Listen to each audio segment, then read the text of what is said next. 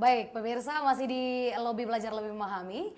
Pak Mas Duki, tadi kita kan sudah berada di pertanyaan bahwa guru itu juga ternyata ikut dalam oknum dugaan pungli. Walaupun cili-cilian. Walaupun cili-cilian itu tadi, Pak. Itu bagaimana sih Pak sebenarnya untuk pola pembinaan itu sendiri, Pak? Kenapa sampai guru sendiri pun bisa melakukan dugaan pungli? Jadi kasus ini membuka tabir bahwasanya pola-pola pembinaan yang dilakukan oleh teman-teman baik oleh wali kota ataupun kepala. Jadi dari kasus ini maka dapat kami ambil sampel bahwa pola pembinaan selama ini tidak berjalan. Baik. Saya berharap ini wali kota bisa memberikan satu pelajaran yang bagus tentang ini. Juga kami kepada ada di DPR ini bahwa saatnya wali kota sekarang harus mengumumkan semua SKPD, tidak hanya di Diknas saja. Baik. Diberikan pola pembinaannya. Contohnya misalkan sudah dibina yang bagus, diberikan arahan yang bagus, maka Diknasin, contohnya Diknas, maka Diknas harus mengumpulkan seluruh kepala sekolah. Bagaimana dia itu secara proporsional bekerja sebagai kepala sekolah. Baik. Dan begitu selesai, maka kepala sekolah juga harus mengumpulkan guru-gurunya. Baik. Diberikan yang itu masukan bahwasanya Anda itu guru, kamu itu guru, maka harusnya begini-begini, A, B, C, dan D. Di briefing Lah, gitu ya Pak? ya itu dikasih. Ini jangan setahun sekali. Baik. 3 bulan misalkan, sebulan sekali. Lah, ini nanti diimbangi dengan ada yang namanya dulu zamannya Pak Arthur Waskat. Pengawasan melekat. Ada Baik. tim. Baik. Ada tim. Wali kota juga harus bentuk tim pada tingkat SKPD. Karena apa? Harus ada punishment dan harus ada reward yang diberikan oleh mereka. Bagi mereka-mereka yang bekerja sesuai dengan aturan dan lebih bagus, umumkan kepada publik. Baik. Contoh di Diknas, guru ini bagus, guru matematika ini ternyata disenangi guru dan dia aktif, memberikan anak-anak suka macam-macam, maka guru ini dikasih penghargaan, umumkan. Baik, baik. Ada guru, wah guru ini mau kok nggak ada melbung, pungli cili-cilian macam-macam, umumkan dia supaya dapat punishment sosial ya, Pak, ya? Iya, masyarakat, oh ternyata guru ini bener ini, Pak. Ini yang kan inilah yang harus dibuat oleh saudari wali kota dalam rangka seluruh SKPD, tidak terkecuali hanya pada Diknas saja.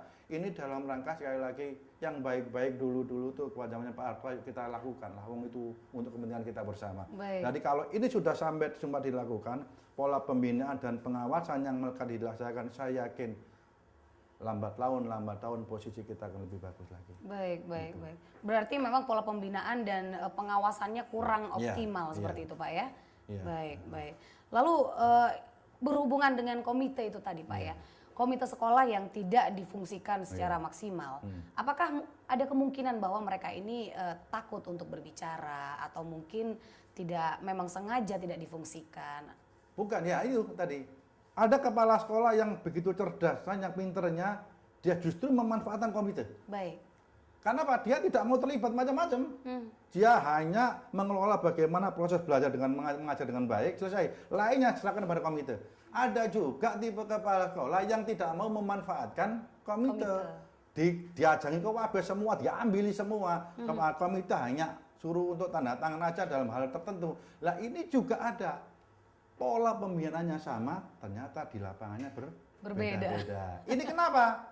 Kembali pada sumber daya manusia. Maka saya katakan rekrutmen dari para calon-calon kepala sekolah betul-betul harus dijadikan ukuran bagaimana sih sebenarnya menjadi kepala sekolah itu. SMA itu bagaimana, kepala sekolah SD bagaimana, ini yang menjadi tugas besar daripada teman-teman di Diknas itu. Baik, baik. Itu untuk saran langsung dari Dewan itu sendiri ya Pak ya? Iya. Baik, baik. Berarti Dewan sendiri melihat selama ini apakah tidak begitu maksimal juga dalam rekrutmen wakil kepala sekolah dan kepala sekolah? Nah, ini kan jelas muncul. Jangan-jangan nepotismenya tinggi karena ini saudara saya, karena ini apalagi anak titipan macam-macam ini kan kita kondisinya seperti ini kan. Gitu kan. Baik. Nah, anggota Dewan sendiri akan seperti apa nih Pak untuk menyikapi hal ini, di mana masih banyaknya oknum-oknum yang ternyata pejabat tertinggi dari sekolah tersebut? Nah, sekali lagi saya ucapan apresiasi pada teman-teman Komisi D dan teman-teman pemerintah kota sama dinas jangan kecil hati, jangan nyalinya kecil, jangan. Ini menjadi tantangan bersama untuk maju, proaktif yang paling bagus, komunikasi yang bagus antara Dignas sama teman-teman di Komisi D, ajak ketemu di sana, baik ketemu di sini ataupun ketemu di Dignas bersama, ajak ngobrol bersama untuk menyelesaikan, karena begitu kita duduk bersama, begitu koordinasi bersama antara legislatif dengan eksekutif melalui dinas pendidikan untuk menyelesaikan kasus-kasus yang terjadi ini, karena luar biasa loh Mbak, dari sekarang ini sudah 50 lebih, berarti kasusnya di Surabaya ini sekarang ini pecah. Dulu tuh dingek sampai udunan Mbak, ini berwodol udune ya Pak ya, ini berodol, cukup kuat tuh kabeh wis. Tapi inilah masukan dari masyarakat yang sangat berharga yang harus kita tindak lanjuti, yang harus kita lebih bersama antar teman-teman di DPR, teman Komisi D, teman-teman Dignas, untuk sekali lagi tidak mencari kambing hitam, semuanya menjadi pembelajaran untuk menuju kepada pendidikan yang bermartabat itu. Baik, nah kalau tidak ada kambing hitam Pak, kira-kira menurut Bapak sendiri siapa yang bertanggung jawab, paling bertanggung jawab? Dignas Mak. Dignas ya Pak ya? Dignas, SKPD dong. SKPD paling bertanggung jawab. Kalau SKPD bertanggung jawab harus selesai. Baik. Saya harap ada kata-kata mutiara yang keluar dari Pak Iksan malahan. Kalau ada anak buah saya yang melanggar, maka saya akan mengundurkan diri. Baik. Saya pikir itu kata-kata bijak yang dijelaskan oleh Pak Iksan. Biar apa? Ini menjadi catatan yang baik bagi SKPD yang lain. Artinya, jangan sampai ada anggota kita salah, anak buah kita salah, kita mencari kesalahan, justru kita hajar mereka, seakan-akan kambing hitamnya mereka. Tapi sebagai pimpinan sebenarnya kata-kata itu harus muncul. Kalau memang itu tidak dapat diselesaikan, maka saya bagi kepala Dignas harus mengundurkan diri dari kepala Dignas Kota Surabaya. Gitu, baik. Itu pendapat dari anggota Dewan sendiri ya Pak ya? Iya. Baik. Biar ada efek jerah kan akhirnya kan. Tidak main-main orang jadi kepala dinas itu. Wah, kan ya, gitu Pak. Baik. Lalu untuk yang kasus yang sudah masuk saat ini ya Pak ya, yang 50 lebih itu tadi. Bagaimana dari anggota Dewan sendiri, apakah menilai itu akan positif nantinya untuk dunia pendidikan di Kota Surabaya? Saya yakin Mbak. Saya mudah-mudahan ada yang namanya grafik yang naik tentang pendidikan Kota Surabaya. Jadi dengan naiknya anggaran ini, maka kualitas pendidikan juga akan semakin naik. Baik. Dengan ada beberapa bermasalah ini, berarti kan selama ini kenapa dia tidak pernah lapor ke Dignas? Lapornya ke DPR. Baik. Berarti kan ada tanda tanya. Ya. Ada apa sih sebenarnya, gitu lah Mbak. Jadi katanya Dignas, katanya nggak ada apa-apa Pak. Tapi begitu kita posko kita buka, 50 lebih laporan masyarakat. Dalam kurun waktu 10 hari. Ternyata muncul apa yang terjadi? Baik. Kebuntuan komunikasi antara atas dengan yang bawah. Ini harus dihilangkan, Pak. Ya. Berarti niat dari anggota Dewan sendiri adalah untuk memediasi ya Pak ya? Baik. Untuk memperbaiki Mbak. Dan saya berharap teman-teman Komisi D ini juga harus mampu mengangkat harkat pendidikan, Mbak. Ya. Jangan sampai terus dipukul terus nggak mengangkat harkat pendidikan ini dengan baik, dengan tetap koordinasi antara Dignas dengan DPRD Kota Surabaya. Baik. Melalui Komisi D ini. Selama ini kan dunia pendidikan ini paling disorot ya Pak ya di Kota Surabaya ya Pak ya. Di mana barometer pendidikan pun di Indonesia, Surabaya termasuk seperti itu Pak ya. Untuk hal seperti ini membuat tercoreng nama baik pendidikan Kota Surabaya. Anggota Dewan sendiri bagaimana melihatnya Pak? Miris atau?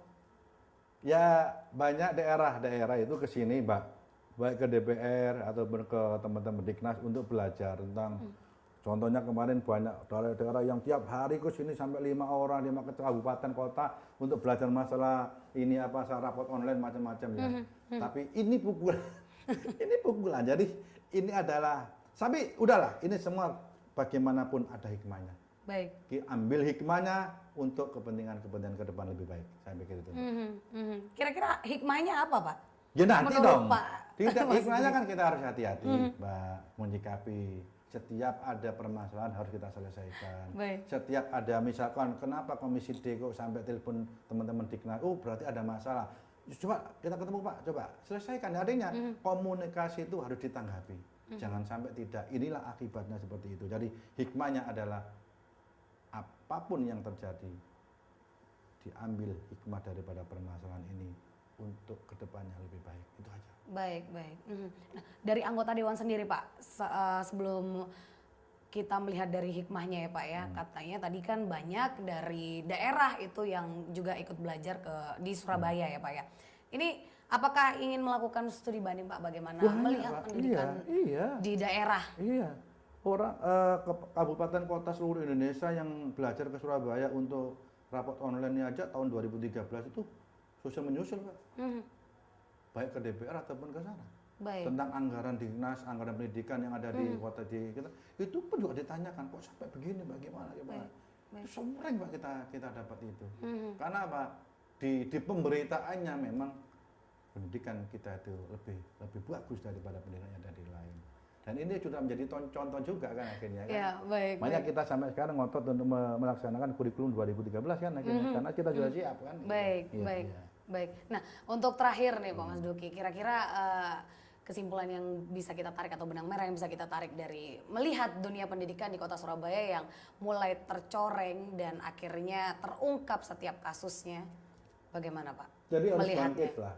Jadi sekarang dunia pendidikan Surabaya harus bangkit Bapak.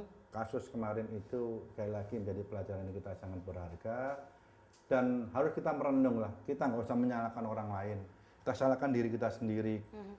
Saya berharap saya juga ngomong sama teman Komisi D, teman Komisi D juga harus introspeksi. Teman-teman Diknas pun harus introspeksi, teman Pak Bu Wali Kota dan jajaran harus introspeksi.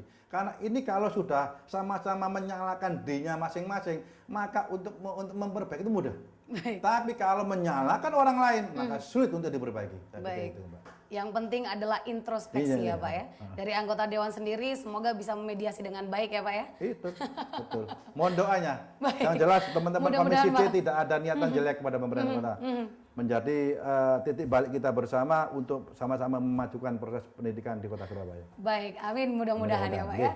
Baik pemirsa, itu tadi perbincangan kita bersama Bapak Insinyur Mas Duki Toha, Wakil Ketua DPRD Kota Surabaya, dan semoga dunia pendidikan di Kota Surabaya ini bisa semakin baik lagi ke depannya. Pemirsa, sampai ketemu di lobi edisi berikutnya bersama saya Nindya Rima. Terima kasih, sampai jumpa. Bersama di sini kita coba untuk menemui bersama.